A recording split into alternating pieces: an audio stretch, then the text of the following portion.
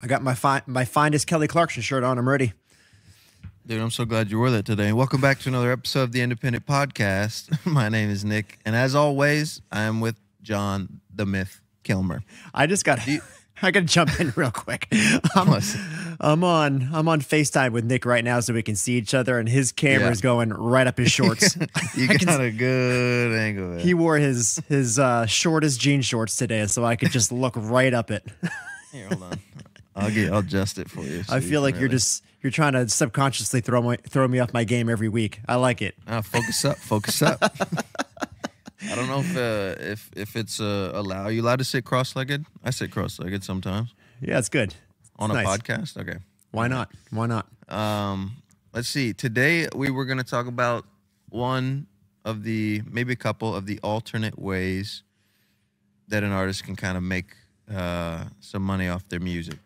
I'm going to start with where I got introduced to this idea. And it was, I have a buddy. They make music in a band. They do covers, yeah? Mm-hmm. And the idea we're talking about is selling your catalog, okay? That's like selling your masters, selling them outright, not owning any of that anymore. Keeping your publishing if you want to, or you can also sell that as well. But a buddy of mine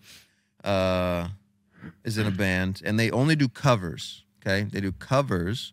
They make 50 masters a year, give or take, of covers. And at the end of the year, they sell them. Their first sale, I think, I don't know, they got like $1 million. The second time they did it, they got a little over $2 million. And that's one of their things. That's their goal. Give some traction to these songs, and then go ahead and sell them as quickly as possible. How are they doing it on how are they selling it with covers though? How does that make sense?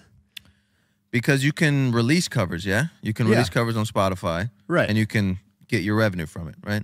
Okay. So they're selling, like, so if you go on DistroKid, that's what I use, and you say this song is a cover, you just click it, then automatically I think it gives whatever it needs to whoever needs it, and then you still get, I think you get a smaller revenue of, Yeah, and obviously the publishing is affected too, obviously, because you didn't write the song. Yeah, but right, exactly. Yeah, okay, that makes sense. So this is what they were doing, and I was like, wow. And then they were splitting it, between 5 people. They had the fifth guy or girl, I'm not really sure, was the middleman for the deal, right? So they just split it down the middle evenly across 5 people.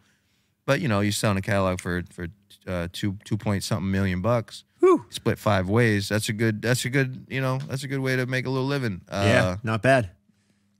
So I was introduced to it that way, and then you see over the years the big numbers, like people who were selling their catalogs. There was like a $300 million deal when, you might know the name, I forget the name, but they were selling their catalog. So I was like, well, what's a catalog worth for me? And then also other artists I know somebody who sold their back catalog for 2 point some million. Mm-hmm. Anyway, so it's introduced to me. So I started thinking that way. Why would I sell my catalog? And for me personally, because I've been exploring this idea, it's been shopped. I've never had a written offer given to me yet, but verbal ones, estimates of what the value is. Like, I've got all that.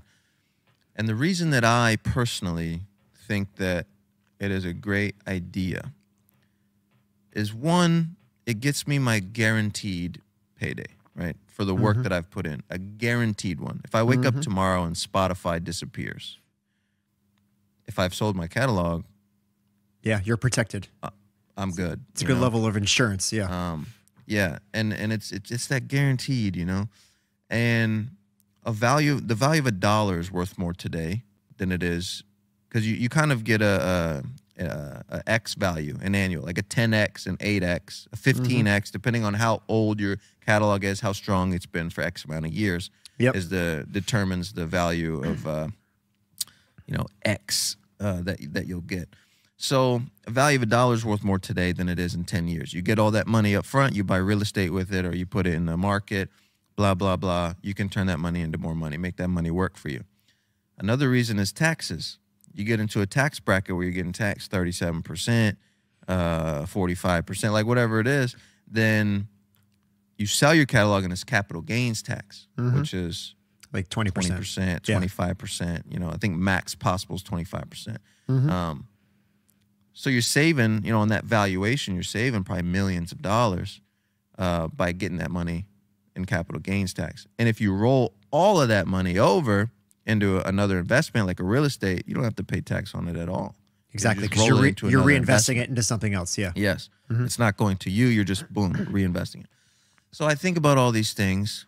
And for me, it's a viable idea because I have many, many other songs. So if I sell this back catalog, I can build another catalog, right?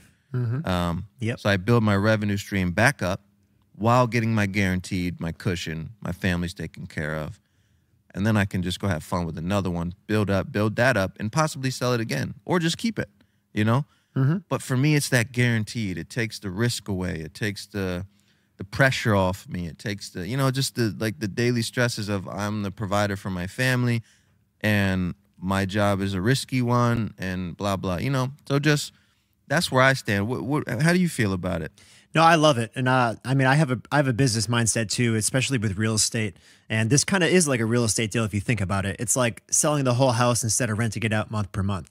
So with streaming revenue, you get your payouts every month or whatever it is. And that's kind of like your rent for what you own, the entity, which is your music.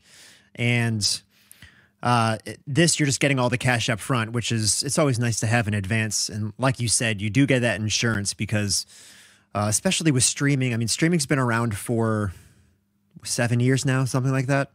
And we don't know if this is going to be the be all end all of how music's consumed. We just don't know that. And this whole catalog sales deal, a lot of it is based around the metrics of how much money you make off your streaming revenue. So you have the insurance. I think that's the greatest insurance in my mind, because especially with Web3 around the corner and all the stuff that's being built now, like we just have no idea how people are going to be consuming music. So if you can just get like just a flat fee for the music that you've made right now and have that insurance, that's fantastic in my mind. I think that's great. I also noticed it's pretty popular now for people to license your music too for a set period of time, whether it be 5 years or 8 years or 10 years. I think that's pretty cool too, because then by the end of that time, you could still own your masters. You just don't own them for that period of time. So I know that's another. I know a lot of record labels are doing that now. Instead of signing artists, they'll just kind of license their music for a set amount of years, and then you own it at the end of the day. I also think that you're kind of a standout artist in the sense that you put out a lot of music, and I think this is perfect for you. This is like exactly perfect for you. I mean, how many songs have you put out to date? 130, maybe. Yeah, 130 songs over the course of 4 years. Right. Yeah. Yeah. So that's, to you, this is a no-brainer. 4 years of work, which is a lot of work, mind you. You know, but compared to an artist that's 10, 12 years, 4 is definitely a lot shorter. But the fact that you can get a price tag off that 4 years, and you could do another 4 years and make another 130 songs, that's a huge output. That's like a lot of output, which I think is more than the average artist. So for you, it's absolutely a slam dunk. So, and in that sense, I think it's great. I think it's great. Psychologically, how do you feel about it? So this is another thing where I think I differ. It's because I've seen Russ talk about it, right? Somebody offered him $50 million for his catalog, and he basically said, not for sale. You know, these are my babies, right? He feels attached to his stuff. Oh, yeah. I am personally not sentimentally attached to my music. Mm-hmm. I love the process of creating and the feeling I get when a song is done. But I entered this as an entrepreneur, almost more than a creative. Yeah. Don't get me wrong. I love making music. I love the way it makes me feel to have a song done. I love good songwriting. I love when I get one and I'm like, ooh, this one's going to crush. I love when I get one and I'm like, I didn't even know I felt that way. I love when I get one and it relieves some of the stress, you know. I love all that. But painters sell their paintings. Pop pottery, you know, what are those guys? They sell. Everyone makes art and they sell it, right? Yeah. Somebody once told me that the art's not complete until it's given, right? You make half of it, and then whoever is consuming or purchasing or enjoying is the other 50% of the art. I agree. So I'm not sentimentally attached to these like a lot of artists are. I am more interested in taking care of my family and running a good healthy business, you know. Yeah. So psychologically, I'm clear-headed about it. I do have a number. Yeah. Because yeah. I don't know, I think it's important to have one of those.